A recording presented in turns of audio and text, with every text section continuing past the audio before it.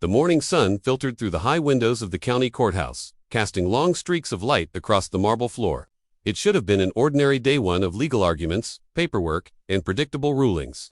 But nothing about what was about to happen could be called ordinary. Courtroom 3B was already half full with murmuring spectators, lawyers flipping through binders, and a few reporters lounging in the back row, hoping for a headline-worthy case. No one noticed a small figure standing silently in the hallway just outside the chamber doors. Her feet were bare. Her jacket, once bright blue, hung off her frame like it belonged to someone else. The frayed sleeves dangled past her fingertips. Her hair was done in rough, uneven braids, and her dark brown face was streaked with dirt. She looked like a child who had wandered away from a homeless shelter. But there was something strange in the way she stood, still and upright, her chin slightly lifted as if she were listening to a whisper only she could hear. The bailiff was the first to see her. "Where's your guardian, sweetheart?" he asked gently, stepping out into the hallway. She looked up at him. Her eyes were large, brown, and unsettlingly calm. "I need to see Judge Randall." The bailiff frowned. "Judge Randall's court is in session. Do you have an appointment?" She didn't answer, just took a small step forward. "He'll want to see me. I can read his mind." The bailiff blinked. "What did you say?" "I can read his mind," she said again, her voice even softer this time. He looked around, unsure what to do. There were protocols for dealing with unaccompanied minors, but this was different. The girl didn't look scared or confused. She looked certain, and that certainty had unnerved him. Still, he knew better than to ignore anything out of the ordinary in a courthouse. With a cautious hand on her shoulder, he guided her into the room. Inside, Judge Randall sat high above the rest of the room, framed by the seal of the state and 2 American flags. He was a stern-faced man in his 60s with a sultan-pepper beard and sharp gray eyes, a man of routine, power, and predictability. That morning he had expected to hear 3 property disputes, 1 domestic abuse charge, and wrap up by lunch. He did not expect a barefoot child to walk silently down the center aisle of his courtroom. A murmur rose among the attendees. "Who is she? Where are her parents? Did she just walk in here?" Randall frowned and looked to his bailiff. "What's going on? Who brought this child in here?" The bailiff looked pale. "Sir, she asked for you specifically. Refused to speak to anyone else." Randall shifted uncomfortably in his chair. "And why is that?" The little girl Maria lifted her chin and fixed him with a gaze that seemed to pierce right through his robe, through his chest, and into something he'd buried a long time ago. "Because I can read your mind," she said softly. A chill ran through the room. The silence that followed her words was brief. Then, a snort. Then chuckles. The courtroom erupted into incredulous laughter. The stenographer paused mid-keystroke. One of the defense attorneys let out a sharp bark of amusement. "This isn't a stage, young lady," Judge Randall said, leaning back in his backed leather chair, his tone amused but condescending. "We don't play make-believe here." But Amara didn't flinch. Her hands hung at her sides. Her eyes stayed locked on him. "You don't believe me," she said, just like the others. She tilted her head. "Until I tell you what you've been hiding." The laughter died out in waves, 1 row at a time. The amusement drained from faces and was replaced by curiosity, then discomfort. Judge Randall narrowed his eyes. He prided himself on being unshakable, but something about the way the girl stood, the quiet confidence in her tone, put a knot in his stomach. He reached for his gavel, more for comfort than necessity. "Young lady, you're trespassing on court property, and you wake up at night," she said, still sweating, still hearing her voice. The gavel froze inches from the desk. She took another step forward, her feet making no sound on the floor. "The thing you did," she whispered. "The one thing you thought no one would ever find out." Randall's expression flickered. It was only a second, but a second was enough. The crowd caught it. The whispers started. Who was she? What did she mean? And how did she know anything about the judge? 2 days earlier, Amara had been seen wandering the streets downtown, barefoot, just like today. A local shopkeeper named Mr. Klein was the first to report her. "She came into my store without saying a word," he later told a reporter. "Just stood there, looking around like she was looking through me. Then she said, 'You stole money from your best friend's wallet.' I nearly dropped the register." The security footage showed him pushing her away and storming into the back room. She walked into a law office next, looked at a man in a navy blue suit and said, "Your wife knows what you did last summer." He turned ghost white and ran out of the building without another word. At a bakery, she walked past the line and said to a teenage employee, "You're planning to run away with her sister." More footage, more stunned reactions. Word spread fast. By nightfall, half the city was buzzing about the barefoot girl who knew your secrets. Urban legend. Prank. A troubled runaway with an unsettling gift. When police officers finally found her, curled up under a park bench, they brought her in. "Where's your family?" one officer asked gently. She had blinked slowly and said, "They're gone." "And how do you know all these things about people?" she said. "I can see their minds. I can feel their secrets." The lead officer scoffed. "She's delusional. Then she turned to him and said, "You're still wearing her perfume, aren't you? The woman you see every Thursday." His face went pale. His partner looked away. They took her to child services. She refused to speak, only whispered, "Take me to Judge Randall, he knows." "What do you mean, he knows?" one caseworker asked, trying to fill out her intake form. But Amara just repeated the same line. "I want to see Judge Randall." They couldn't find any record of her in the system, no birth certificate, no school ID, no missing child alert. The child psychologist on staff spoke to her for 20 minutes, then left the room shaking. "She's either gifted, possessed, or both," he muttered to the officer outside. They tried to place her in temporary housing. She refused to eat, refused to sleep. "Judge Randall," she whispered again and again. Out of options, one officer made a call. "We can't hold her, and no one can figure out who she is. Maybe it's nonsense, maybe she just wants attention. But if you could just let her into his courtroom, maybe it'll settle her." And so the plan was made. She was escorted to the courthouse. In the morning, in borrowed clothes and still barefoot by choice. That's how she came to stand in the center of courtroom 3B. Back in the present, the air in the courtroom had changed. It was no longer a place of order and procedure. It had become a stagehand. Amara had complete command of it. She took another step closer to the bench. "You've hidden it for years," she said, "but you remember every second." Randall's face was blank, but his hands gripped the gavel so tightly that his knuckles were white. Amara raised her hand not threateningly, but softly, and placed it on the crown of his head. Gasps echoed through the courtroom. "Don't touch the judge." Someone hissed. A lawyer rose to object, but Amara's hand stayed in place. Her eyes fluttered shut, as if she were listening to a voice only she could hear. Then she spoke. "You didn't mean to do it, did you? You didn't think the fall would kill her." "But it did." Randall's expression collapsed. His shoulders slumped slightly. He looked suddenly old, tired. Amara's voice remained calm, eerie in its clarity. "You buried her near the river," she said. "You thought no one would find out." A ripple went through the gallery. Someone whispered, "Is this real?" Randall shot out of his chair. "Enough. This is nonsense. She's making it up." But Amara didn't move. "Then, why are you shaking?" she asked softly. The room fell into stunned silence. The courtroom, once the very symbol of rigid decorum and control, felt like a snow globe shaken by unseen hands. Judge Randall gripped the edge of the bench as though it could keep him upright. His heartbeat echoed in his ears. Amara's voice was calm but unrelenting. "She visits you every night in your dreams. You see her face, hear her voice." "No," he muttered, louder than he intended. "This is a performance. Some sick joke." But his hands trembled. Amara's hand remained on his head. A touch that felt to Randall like a 1,000-pound weight. "You pushed her," she whispered. "It wasn't supposed to end like that."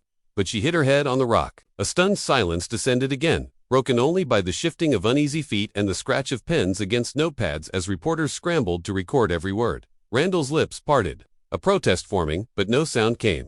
His body betrayed him. He couldn't stop shaking. "Her name was Claire," Amara said. "You told her you'd take her home. But when she resisted, when she said no, you lost control." Randall slammed his gavel. "Enough." The force cracked the wooden handle. "You're making this up. You're trying to destroy me." But his face was gray. Sweat pooled on his brow.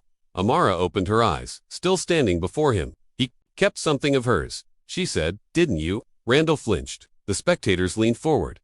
"You told yourself you had to remember her," she continued, "to ask for forgiveness, so you kept the bracelet. The one with the broken clasp. The one you ripped from her wrist when she scratched your face." Randall looked at her like he'd seen a ghost. Amara took another step forward, her voice rising only slightly. "It's still under the floorboards of your study. In the box with the green felt. You thought you buried the truth, but you buried a piece of her in your house." The gallery buzzed like a beehive.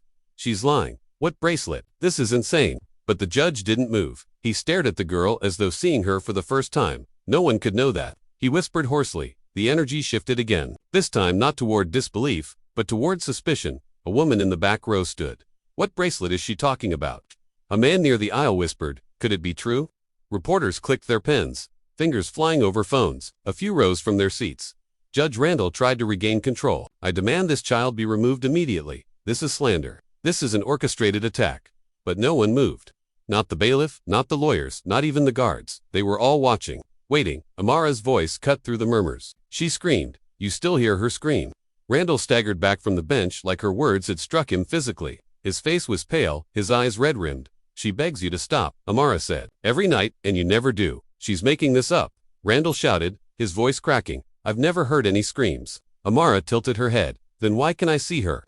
Randall froze. "You buried her by the riverbank," Amara said. "You thought the current would take her body, but the soil was thick. It caught her. Randall's legs wobbled. He reached for the bench but missed. His knees hit the floor with a dull thud. You covered her with rocks, Amara continued. You watched until the water washed away your footprints. Stop, Randall croaked. You told her family she ran away, that she had problems. You even helped organize the search. Didn't you? Randall shook his head, weakly. No, I didn't mean. Amara's voice dropped to a whisper.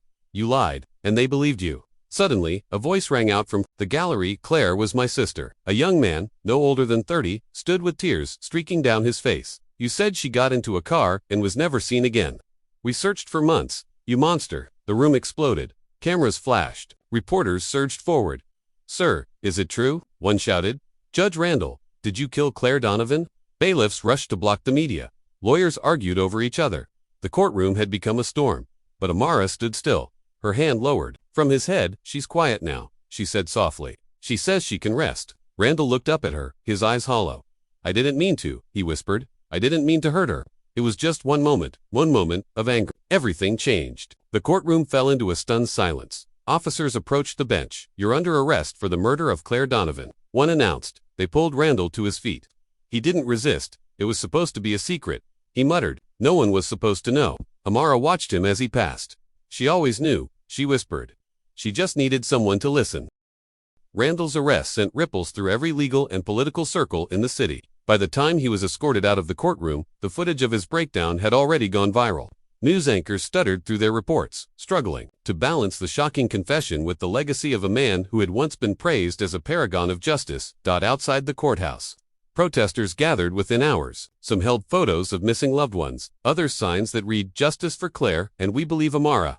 Inside the district attorney's office, chaos reigned. Every case Judge Randall had ever presided over was now under scrutiny. A special task force was assembled to investigate potential cover-ups. Defense attorneys filed for retrials. Victims came forward, emboldened by the collapse of Randall's authority. Meanwhile, Amara sat quietly in a small interview room, sipping juice from a paper cup. She answered no questions. She made no demands. All she said was, "She's quiet now, but others are still waiting." The city had changed, and it was just the beginning. Within days, the media frenzy grew into something far larger than the city could contain. National outlets flew in reporters. Psychologists, religious leaders, and scientists speculated on TV. Is she a psychic? One anchor asked. Or a prophet? Another guest offered. She might be mentally ill, a skeptic argued, but she knew things. A reporter interjected. Things she couldn't have known. Outside her temporary shelter, news vans crowded the streets. Strangers left gifts and notes of gratitude. A mother from another state came forward claiming Amara had once touched her hand at a bus station and whispered, "Your brother didn't drown." They lied. She said divers later recovered the body from a different location. Government agencies quietly reached out. A soft knock at the Child Services office, an unmarked envelope, a business card from a place that didn't officially exist. Where did she come from? A senator asked behind closed doors. And what else does she know? The mystery only deepened. Claire Donovan's brother, Michael, refused interviews at first. For years, he had lived in quiet grief, believing the story that his sister had. Left in the middle of the night, Judge Randall had consoled them, had looked him in the eye and offered comfort. Now he stood before a crowd outside the courthouse. Trembling with emotion, "I believed him," he said, voice raw. "I trusted him." He held up a photograph of Claire Laffin, carefree, forever. 24, she wasn't just a victim, she was my sister. She wanted to teach music. She loved old movies and almond croissants, and she deserved the truth. He turned to the press. "I don't know who this little girl is, or how she knew, but I believe her. I believe every word." He vowed to work with investigators to find Claire's remains, to give her a proper burial. His pain, once hidden, was now a rallying cry. At her temporary foster home, Amara sat on the edge of a cot. The room was plain, just a dresser, a blanket, and a window that overlooked the city. But her eyes weren't on the skyline, she was listening in the silence. She heard them, the whispers, of the unheard, the forgotten, the silenced. Not as voices in her ears, but feelings in her bones. She saw flashes, a woman in a red scarf, a boy in a basement, a man crying beneath a freeway overpass. They were waiting. She knew she couldn't stay in one place, not for long. The weight of their secrets would pull her onward. When her social worker asked, "Where do you want to go now?" Amara only said, "Wherever the next voice needs me." She packed her blue jacket and left her shoes behind. By the end of the week, the story of the barefoot girl who revealed a judge's darkest secret had become legend. Songs were written, art was painted, a documentary was announced. But to those who saw it unfold, it was no myth. They remembered the chill in the air when she walked in, the calm in her voice, the shame on the judge's face. And they remembered her final words as she walked barefoot through the courthouse doors. I don't just hear thoughts. I hear the voices of the ones you tried to silence. She vanished shortly after. Some say they saw her in New Mexico, others in Ohio. One woman in Oregon claimed the girl appeared in her dream, whispered her husband's crime, and then was gone. No one could prove any of it, but every time a case went cold or a secret clawed its way into the light, someone would whisper, "She's listening." And somewhere, perhaps far away, a girl in a frayed blue jacket walked quietly toward the truth.